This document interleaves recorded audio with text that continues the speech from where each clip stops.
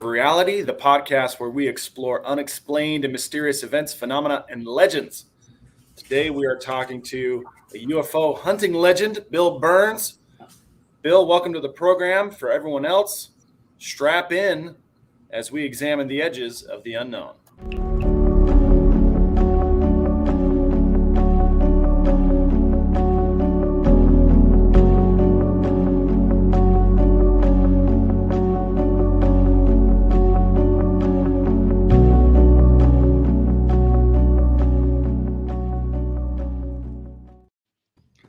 All right. Bill, thank you so much for joining us today. Now, one of the things that uh, we were excited about was your extensive knowledge of UFOs, and that can seem like the type of thing that a lot of people might steer away from as a career choice. What led you down that path? Well, one, it actually wasn't a career choice. Um, it was, I saw a UFO. It's all the way back in the 1950s in New York City, like maybe 1953 or 54, 52. Probably was 52 because it was the summer of the saucers in the United States. And there were flying saucer sightings all over the country, coast to coast, north to south, and interfering with plane flights and buzzing our aircraft. And it was only President Eisenhower in 1953, 54, right in those years, where he negotiated a treaty with the extraterrestrials. It was an open skies treaty. And suddenly all the UFO encounters seemed to fade away by the middle of the 1950s. There were observations, people saw them, but there wasn't this aggressive intrusion as there was in 1952. So that was fascinating.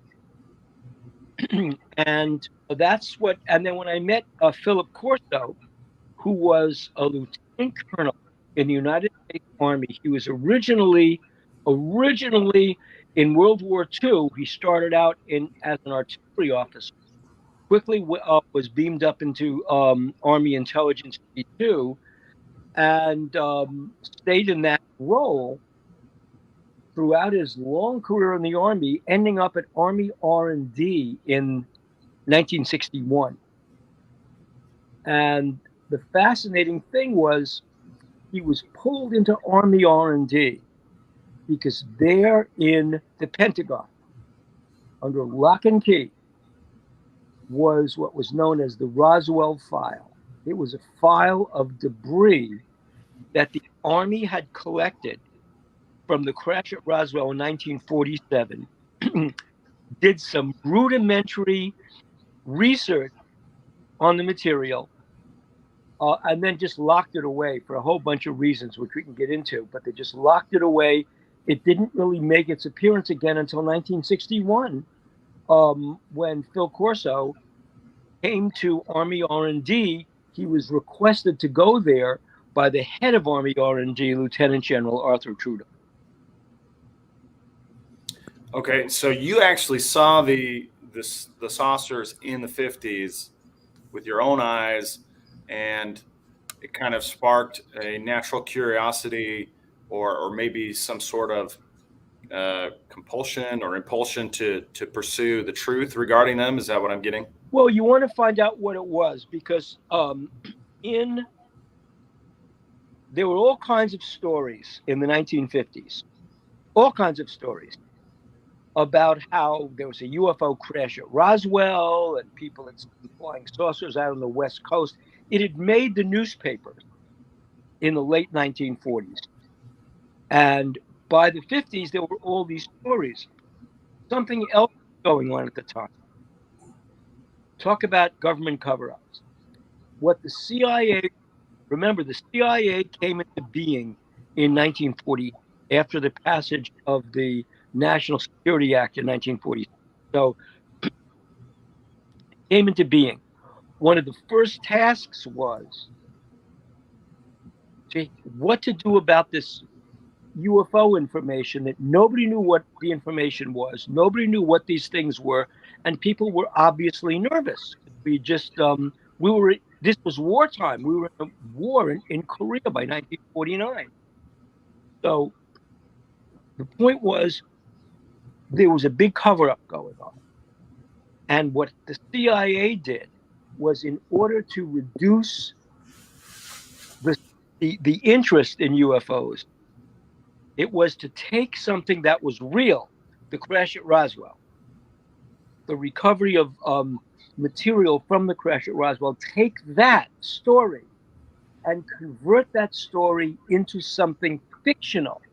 Once it's fictional, people will enjoy it, people embrace it, people will laugh at it, but they won't take it as fact. Okay?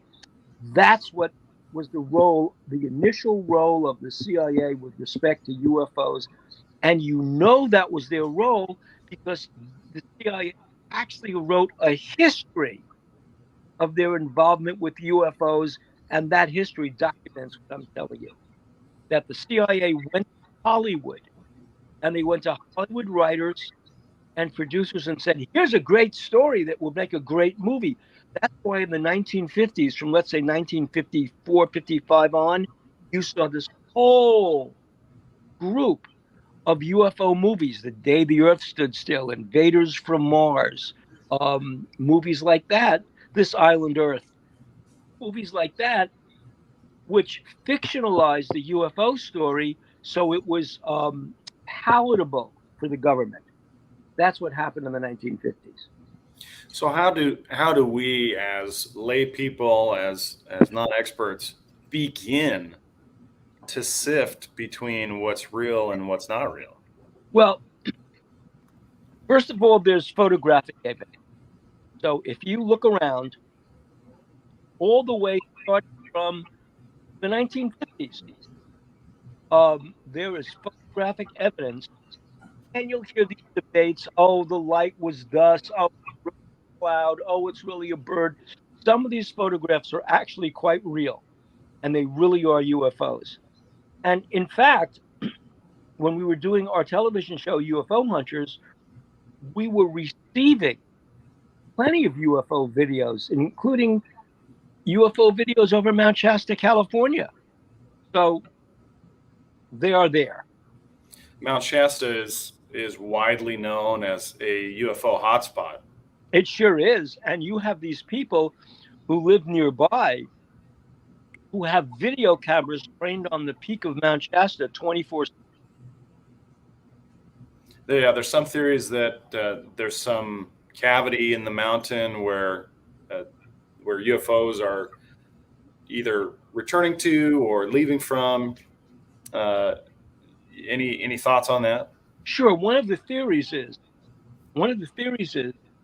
that there are openings in the planet at the poles, for in various hotspots on the planet, under the oceans. For example, in the Trench that runs from Santa Monica and San Diego, right that part of Southern California, all the way out to Coronado Island and Santa Catalina. There is a really deep Pacific trench. People have said that they have seen underwater unidentified submersible objects flying out of the water in those areas. And there have been a lot of encounters we have heard that people have told us about in that area. In fact, there was one famous encounter when President Clinton, was visiting Coronado Island, and supposedly that's where there was a big UFO appearance.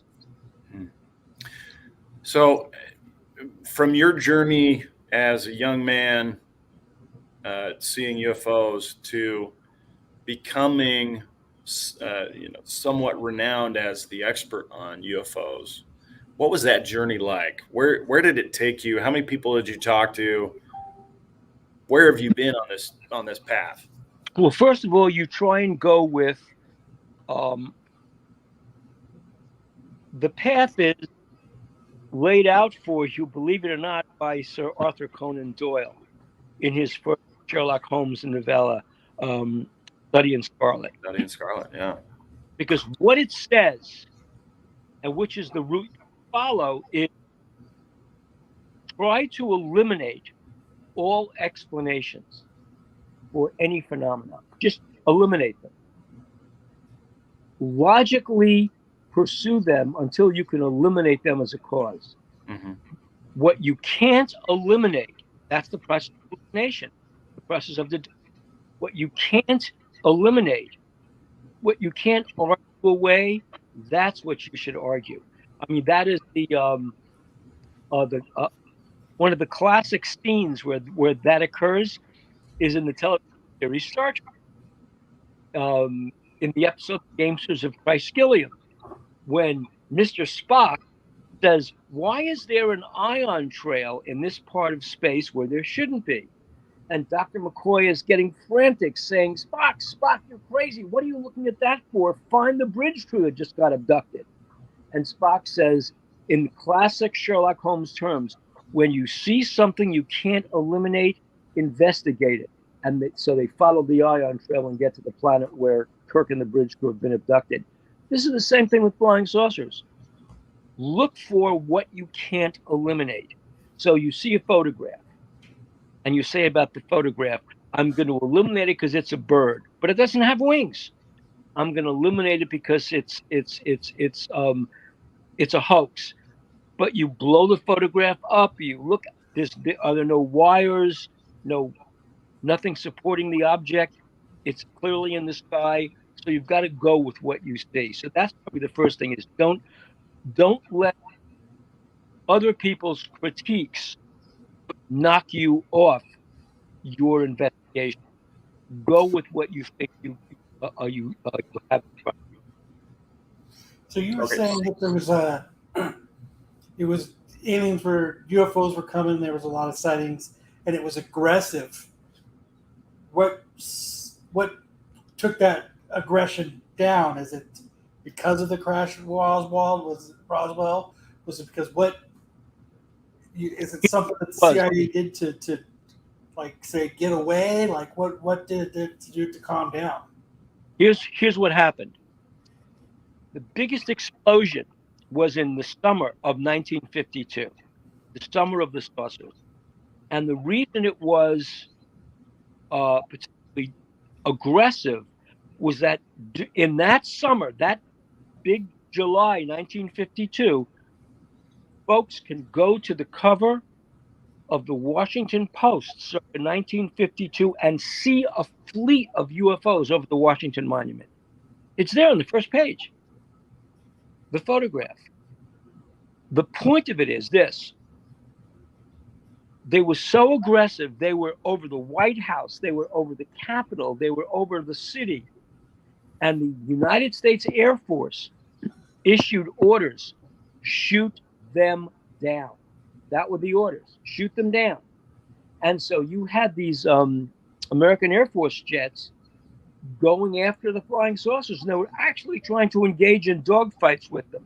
This was over the skies of Washington, over Chesapeake Bay. In fact, we actually shot one down over West Virginia. Crash landed in Braxton, West Virginia. And to this day, the residents of that area have a celebration about the Braxton County monster. To this day, Crash deployed a robot as a defensive shield. The United Army arrived on the scene. It was a big thing for the local residents who actually saw it with their own eyes. When Eisenhower took office, that was the summer of 52.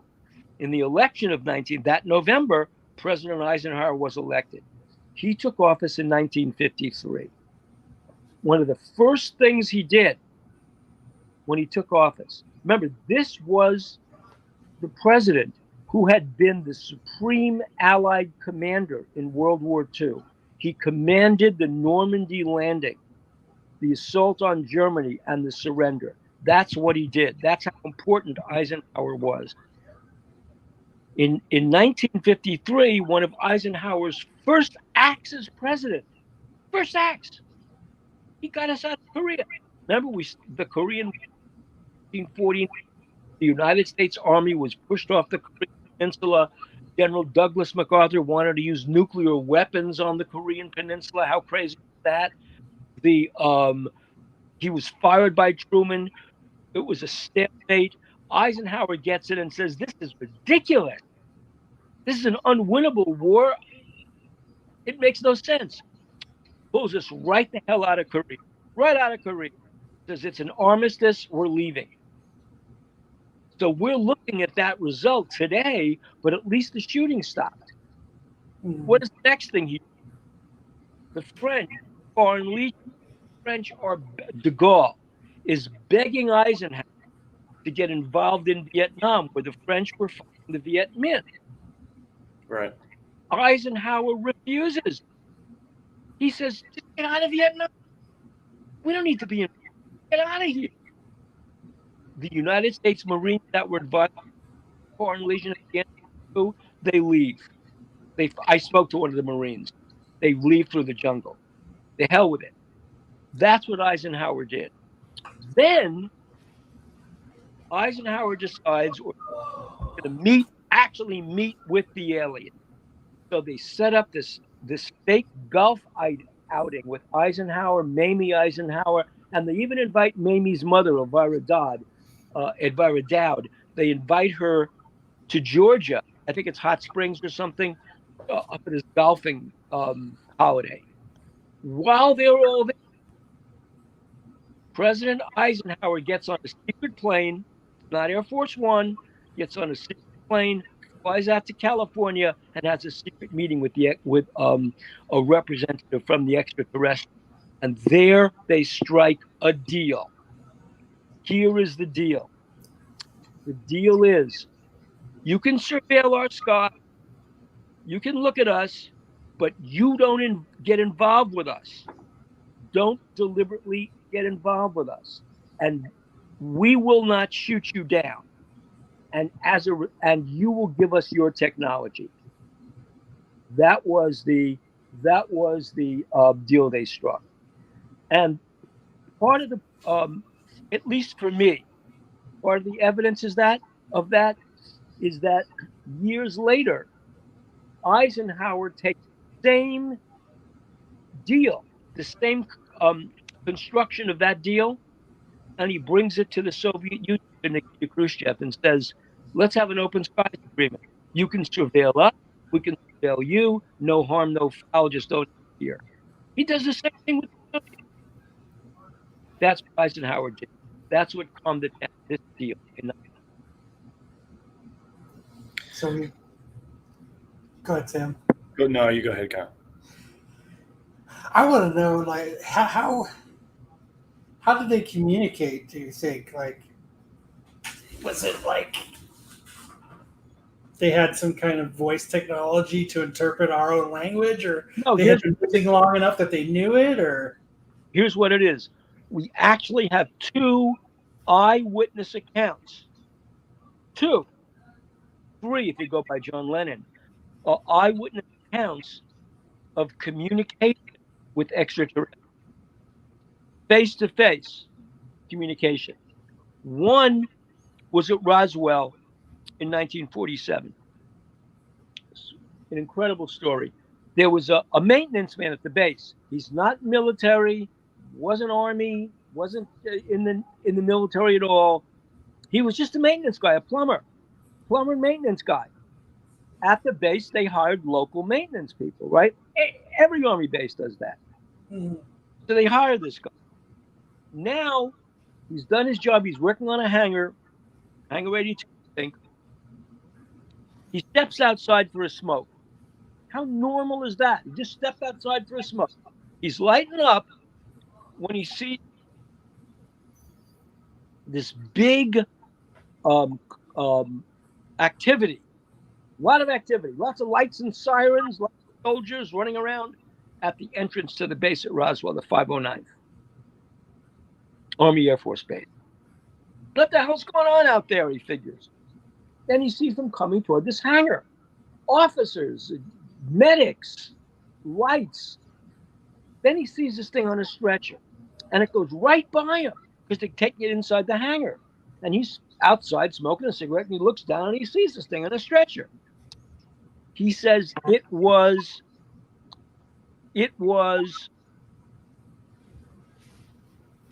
about 4.5 feet, big head, big eyes. But he said the scariest thing was it looked human, but you could tell it wasn't human. So it had human characteristics and features. Excuse me? So it had humanoid characteristics and features. It's totally humanoid. It could be a human being that's small. Like in the Philippines, the last race of humans that were terminated were called the Homo florensis. They were 4.5 feet in size, and they existed. They probably went extinct maybe 2,000, maybe 1,000 years ago. That will tell. That's what this thing looks like. He looks down at the stretcher, and he sees the thing was communicating with him. He says he felt it in his head. He didn't hear a sound, but he felt it. He knew by looking into the eyes of that creature, it was dying. Flash forward. Now the creature is sent up in a coffin to Fort Riley on its way to the Air Force Base, which would be the Air Force Base in Vandalia, Ohio, outside of Dayton, Wright Field. So they stop at Fort Riley in Kansas, home of the 7th Cavalry. That's where my co-author Philip Corso saw the alien. He is the on-duty officer one night, sees that the old veterinary stables are all locked up tight. He goes in there. He's the duty officer, so he has all the keys. He says to the sentry, "What's going on here?" Sentry says, "Colonel, top secret. Don't know what the hell it is. Just came in from New Mexico. They told me to stand out here and not let anybody in." Corso says, "I'm going in." He says, "Okay, Colonel, I'll watch for you." They were on the same bowling team. Corso goes in, sees this thing lying in a coffin, in liquid, dead. And Corso says, "This is not a human, but it looks human. How can it be a human and not be human?" Now flash forward a few months. Now we're at Wright Field in Ohio. The National Air War College of 1948. This is the top of the top World War II pilot. Okay? The creme de la creme. Heavily decorated. Leadership skills. One of them is Lieutenant Colonel Marion Magruder. Marion Magruder at the outset of World War II, took the RAF's radar-based, radar-vectored night fighting techniques. Remember, they knocked out the Luftwaffe, took their techniques and brought them to the United States. That was his job, to bring them to the Marines, which he did. At the Battle of Okinawa, they shot down a lot of the kamikaze pilots that wanted to stop our fleet. He was a hero. Now it's 1948. He's at the Army National Air War College now as a Marine flyer. There, behind glass, at Wright Field, the Air Force Base, that's where he sees the alien, and it's alive. He sees it. He says it looks human. The differences are bigger head, bigger eyes, a kind of grayish complexion, not so much pink, but a grayish complexion, very long arms, and it's moving in a funny squiggly way, moving back and forth. And he says that alien communicated with him and said, not verbally, in his mind, "They are running tests on me and it's killing me." That's the message sent to Magruder. Wow. Years later, it is now 1998, and Magruder is near death. Magruder, after he left the Marines, became one of the largest McDonald's franchises in the Southwest. So this guy was no slouch. Okay, he wasn't crazy. It's near the end. He tells the story to his children, and he tells, this was his quote. His granddaughter said it to me. This was his quote, that the alien said that he said that behind glass was one of God's creatures, and what we did to it was a shameful thing. That's what he said. So that was a communication with an alien. So it was like a telepathic Yes. communication. Okay. Now, I've heard you speak on other programs about different encounters with UFOs or alien entities. One of them is the Battle of Los Angeles. Right. Now, I know that this has been kind of adapted a few times, but sorry about that. But one of them being a movie that came out probably 10 years ago. But this is based on something that actually happened, right? There was a UFO sighted and people started shooting at it. That's correct. My theory is that it was not a flying saucer. The story is that in February 1942, remember, it is just a little over 60 days after the attack on Pearl Harbor. Okay? The United States is on war footing. The Japanese have already attacked Santa Barbara County, the oil facilities there. The Japanese fleet has shelled the United States. The Japanese, first time since the War of 1812 that the United States continent has been shelled, has been attacked by a foreign adversary. All right. Right? The North American continent. The Japanese Navy attacks the Aleutian Islands and occupies them. The Japanese army would occupy the Aleutian Islands throughout World War II. First time United States territory has ever been occupied since the War of 1812.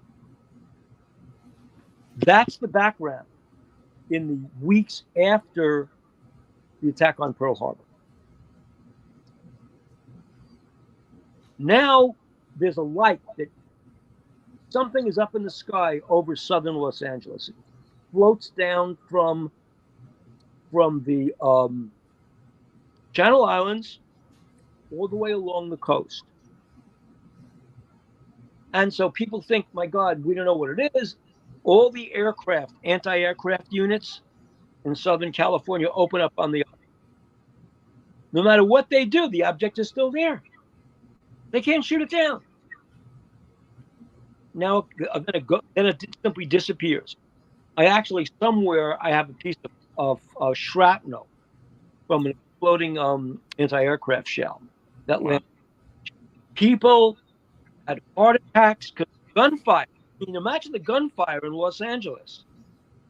People were running to the Capitol Records building at Hollywood and Vine, looking out over the ocean.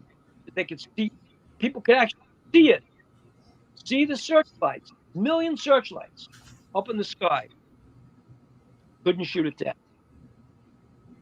People said a UFO.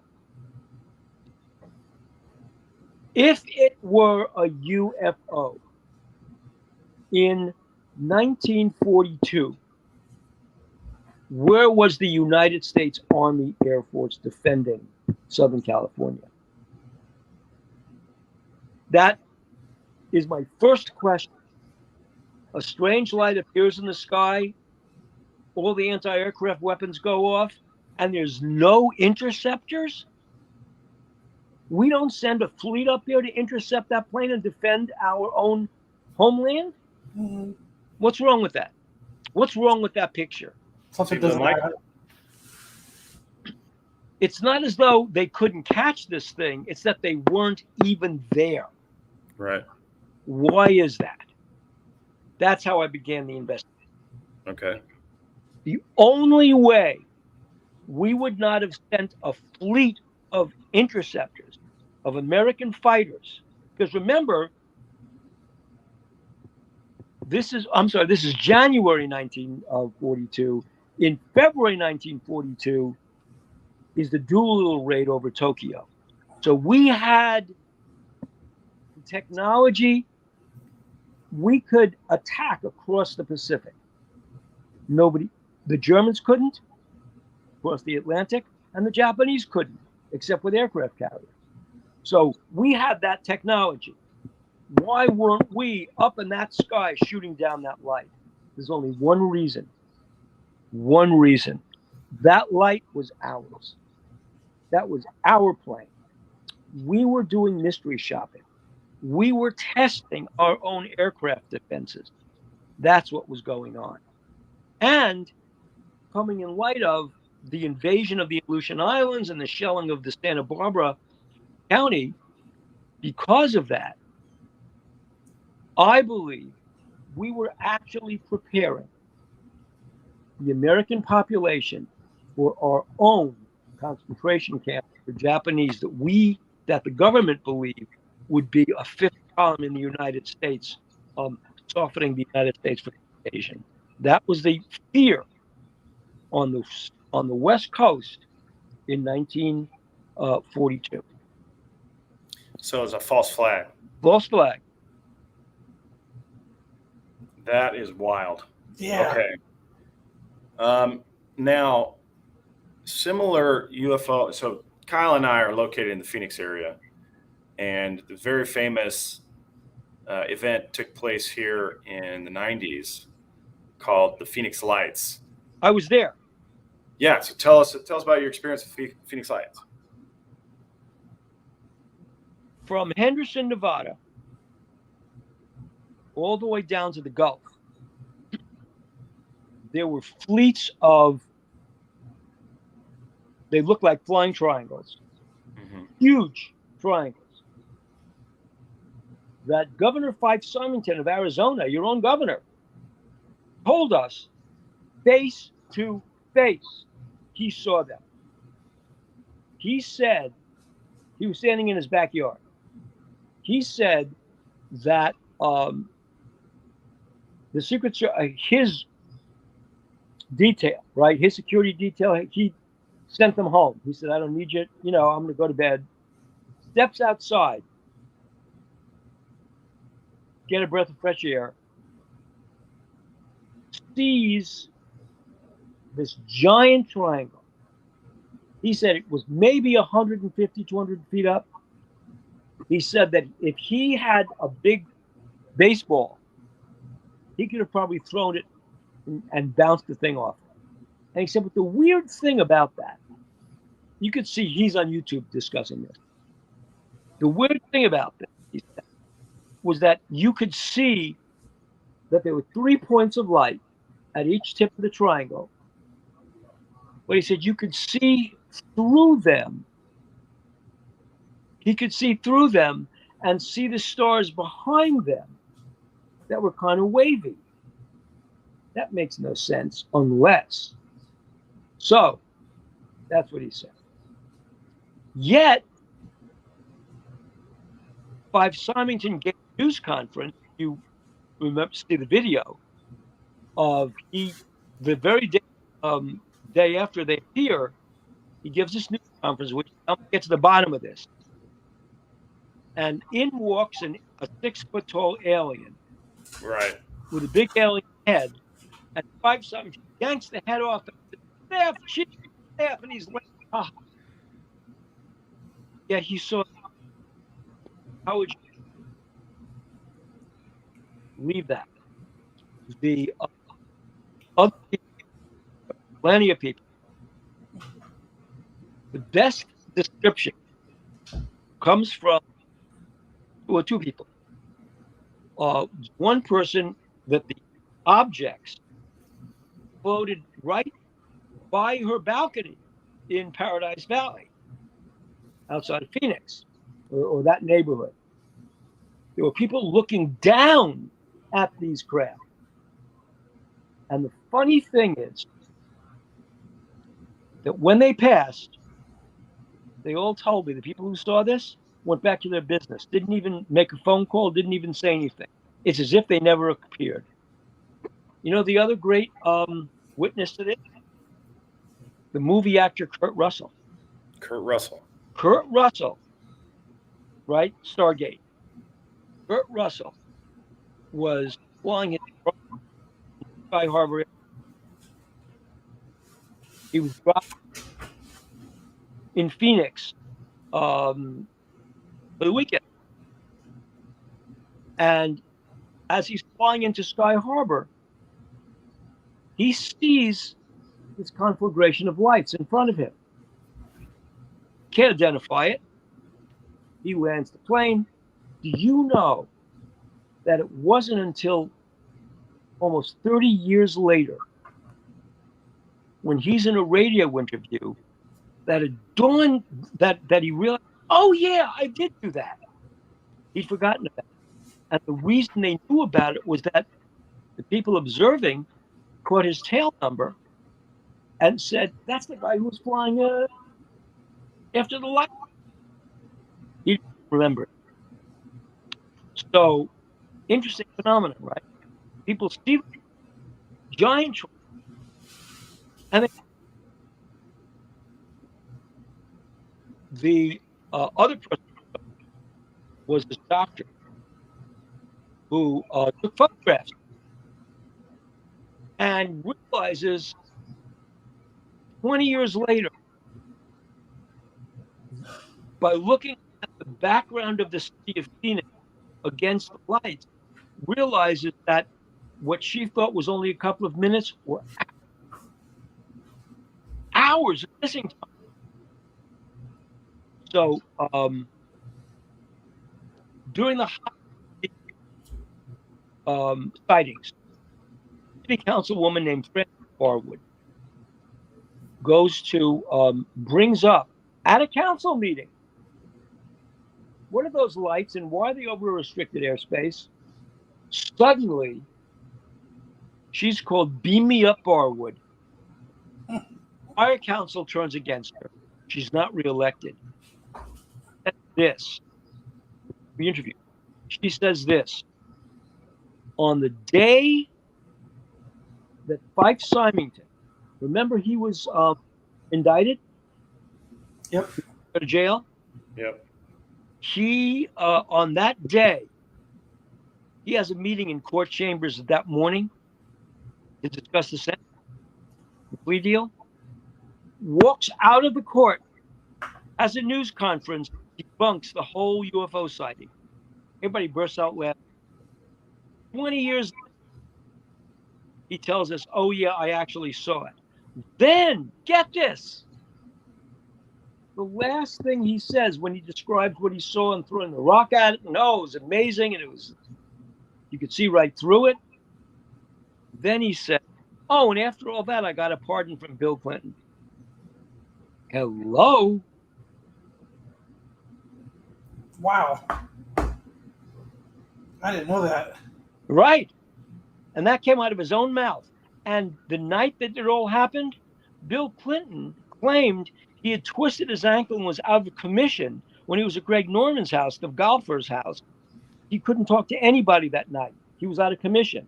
Somebody else told me that the wing cameras on an F-15 took photographs of those lights, and Bill Clinton was reviewing them in the days that followed. So he was at meetings. That's why he actually couldn't. Yeah, he was being briefed. Yeah.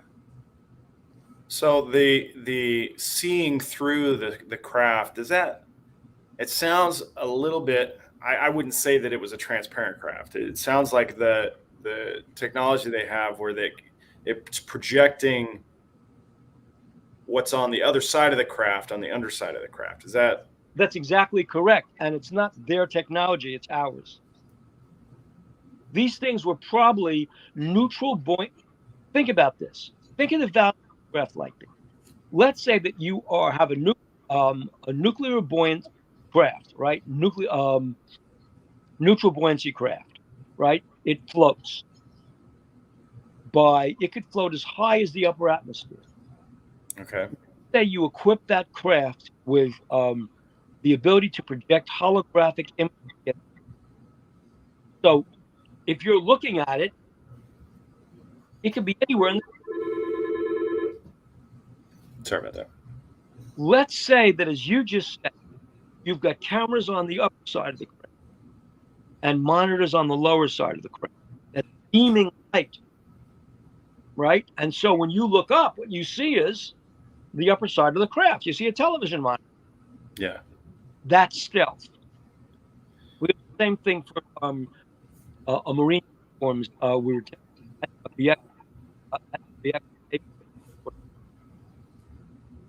what you see wavy lines where the thing is. These were, if you have neutral buoyancy craft that can deploy stealth technology, that can make it seem as though they're flying at 1,000,000 miles an hour because you can project them. Imagine these things as ferry carriers.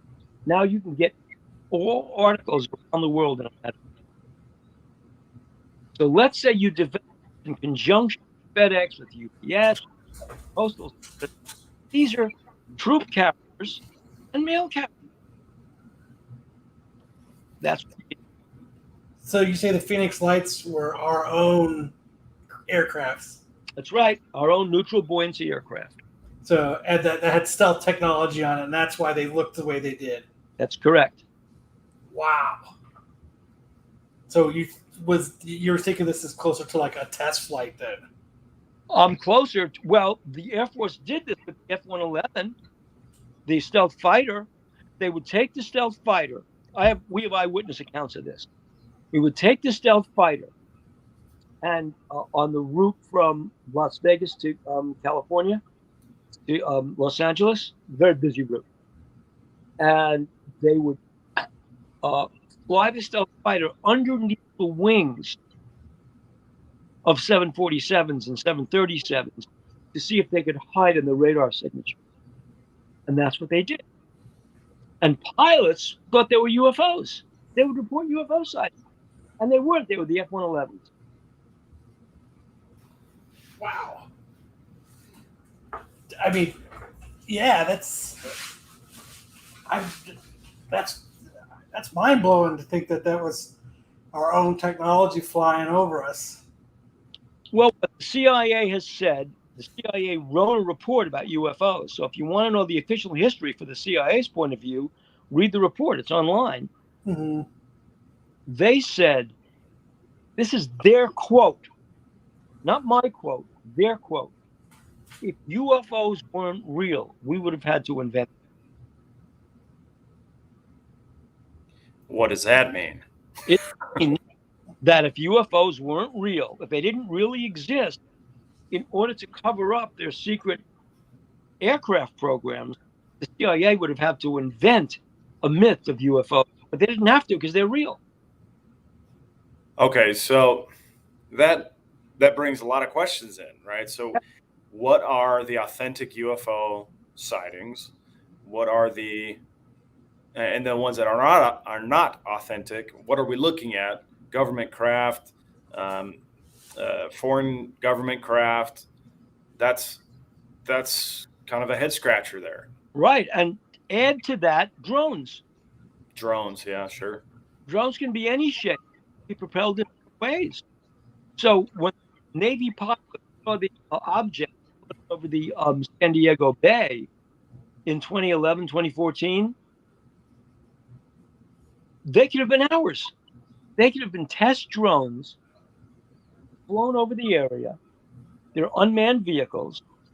And the pilots, and what do the pilots do when they see them? They burst out laughing. If they thought they were, I mean, this is restricted airspace now.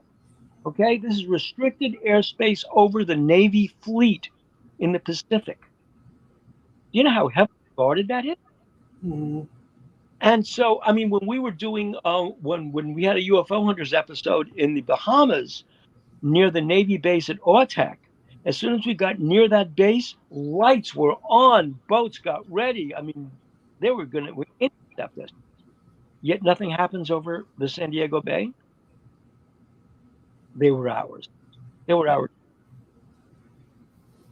That does make a lot of sense. Makes too much sense, actually. Are you familiar with Travis Walton's experience? Travis Walton and I are good friends. What are your thoughts about his abduction? He tells an incredible story. I mean, don't look at the movie with James Garner and whatever his because Fire in the Sky. Yeah, they changed the story around in Fire in the Sky. The story that Travis Walton talks about is this. First of all, he never set out to get aboard a UFO. Right. I mean, when he sees that, he says that he was with a logging crew and they're working in the forest and they see this light in the sky and Travis gets out to get a better view of it. And they're screaming at him, "Don't get out of the stupid car. Don't get out of the stupid car." He gets out of the car anyway. And he, that's when he gets hit with this beam of light and he's knocked out. And what he explained was that the UFO was abducted. When they hit him with the light, it was a defensive measure. It was almost a computer response to looking at the light. When they realized what they'd done, they beamed him aboard, made sure he was okay, and beamed him back down. So it's really the case of they did a medical diagnosis and put him back on Earth. That's all that. That's nice of him. Yeah, he was on Joe Rogan recently, in the last couple of years, and he talked about how over the years he's reevaluated their intentions again and again. Right. And he had a different idea about it now than he did at the time. That they were really just trying to make sure he was okay, like catch and release, basically. That's what it was. They, the beam of light was an automatic defensive response. They didn't do this to hurt him. When they realized what they had done, they beamed him aboard to make sure he was okay. But here's the thing. When he talks about the people on board the craft, get this, they're human. He described them. These beings. So I've heard him describe them as being just not talking to him verbally, and there was this inability of them to communicate, like the difference between like an ape and a human, like just this misunderstanding of each other.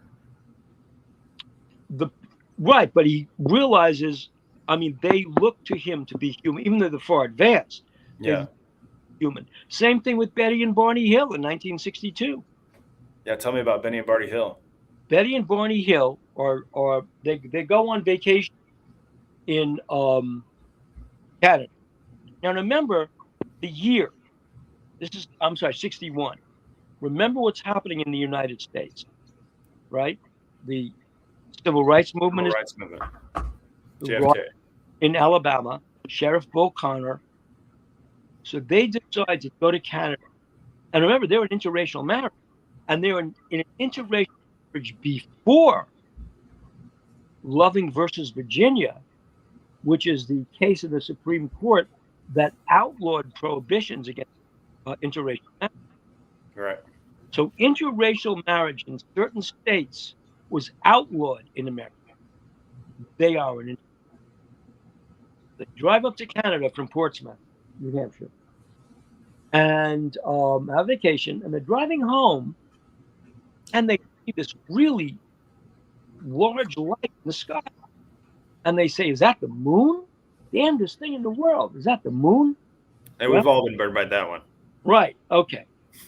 So they stop the car to get a better look, and the object.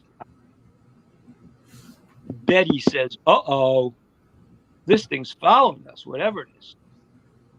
But then they try and avoid it, right? And the thing is following them as they drive home. Finally, the thing lands right in front of the car, right in front of the car on a country road. How they wound up on the country road, they don't know. There's the light. Barney is adamant they're after him. He reaches for his gun. The creatures, Betty, tries to flee. The creatures grab her, grab Barney, drag them both to a clearing in the woods, and there they see a set of steps descend from seemingly nowhere from a ship. They're dragged aboard. They're examined, probed. You can imagine. Then, 4 hours later, I realize it's 4 hours. 4 hours later, they wind up in their car on the road leading to their drive. Finally, Betty is so upset. She tells her sister, that's Kathy Martin's mother. She tells her sister about what happened. So she remembers what happened. Finally, Barney begins to suffer from all kinds of PTSD. They go to a psychiatrist. The psychiatrist has seen this. Because remember, the pilots from World War II, this is 1941, the pilots from World War II, 1945, 46, well, the war ended in 45, but the pilots were still in psychiatric facilities, those pilots that suffered from PTSD after the war. So this psychiatrist says, you know what? There's a very famous World War II psychiatrist who dealt with PTSD, Benjamin. So they make it up with Benjamin Simon, who regresses the two of them, and here's this unbelievable story of being abducted aboard a UFO, aboard the Examiner, examining Betty. So this is on tape now. He puts the tape away. The person who's transcribing the tape to make the transcripts hears this and says, "Oh my God!" She gives the transcripts to a reporter for the Boston Traveler magazine. He says, $1 million story. He runs with it to the Boston Globe. Next thing you know, Betty and Barney Hill are on the cover of Look magazine, and they're the poster children of UFO abduction. Wow. So you seem to have like a stable of all of these events or these encounters kind of cataloged in your mind. Like, how long did it take you to go through, find all these people, collect all these stories, and all the evidence related to them? Well, first of all, I was the publisher of UFO magazine, so that was my job as a magazine. They would send the stories. Two, we would episodes of UFO Files about this material. So this material comes to you. Okay, so people are sending you the material, and it's your job to vet the stories? Yep. Or are you just publishing them both as they come? Let the reader decide. Let the viewer decide. Yeah. Is there a lot that you discredit? You're like, okay, I can prove that this couldn't have happened, didn't happen. Oh, yeah, there are plenty of ways you can discredit this. Sure. Just look at other anomaly in the air that night when people were watching this. I believe that most of the UFO sightings from, let's say, the 1980s on are ours. I mean, we were trying to reverse engineer UFO propulsion systems at Area 51 in the 1960s. Is it just taking a long time to reverse engineer those systems? Because there's physics that we don't have. I mean, first of all, okay, let's set this aside. There are weapons, technologies that we have that are beyond what the media understands. Okay. Give you an example. Give you an example. War in Ukraine. Vladimir Putin threatens, I'm going to drop nuclear bombs all over the place. Congressman Brian Fitzpatrick of Pennsylvania says, we have the ability to shut down their air force on the ground, but we don't want to front that.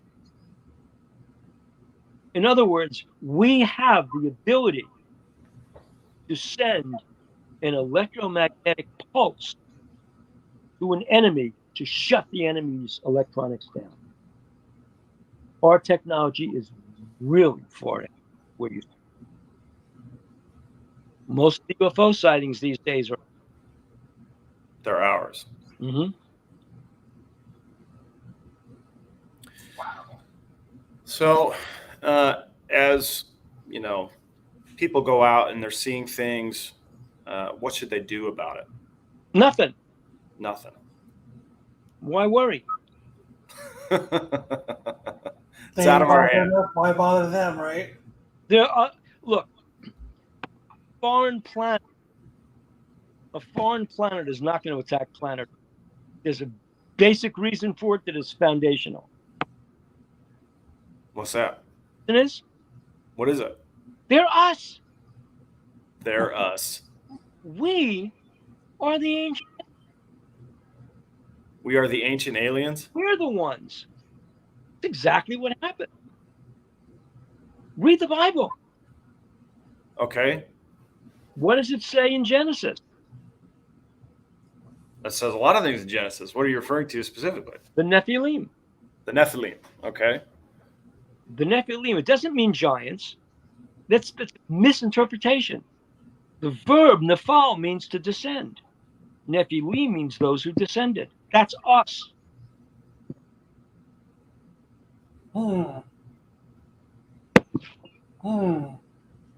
I've heard you talk about the Book of Enoch.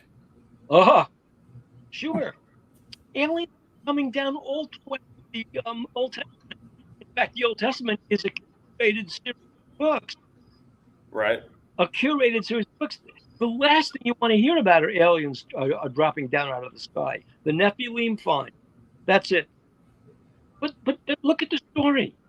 And look at the archaeological picture of the fossils of snakes in the Middle East that had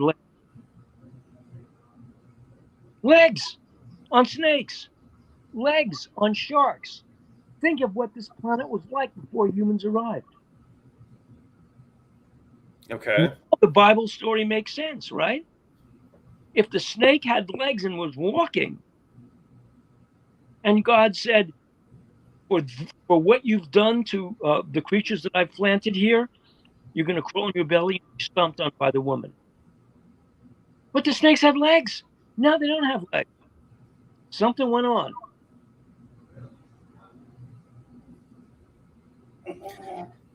That's some pretty wild stuff, man. Wild stuff. All right. Our time is just about out. Bill, are there any big projects that you've got going on that you want the people to know about? Well, here's what I'm working on. One, in my other life as a chairman of the board of a community mental health center in Los Angeles, I'm writing a book with our chief psychiatrist on, it's called Red Flags. It is, you are a parent. The one thing you have to worry about is how society is destroying your ability to parent your child and what to look for if your child starts acting violent. Working on that book. And that's wonderful. On UFOs and the like. Well, thank you so much for all the work that you've done, cataloging all the UFO stuff. I feel like we just barely scratched the surface. There's so much knowledge there, so many experiences to share. We appreciate you taking the time, and we encourage all of our listeners, all of our viewers to check out all of Bill's books, all of his shows. In fact, folks can go to the website www.shadowlawnpress.com. Order anything you like. www.shadowlawnpress.com. Shadow Lawn Press, one word, .com. We'll put that up on the screen here. I'm sorry? I'm just putting it up on the screen so everybody can get a look at it.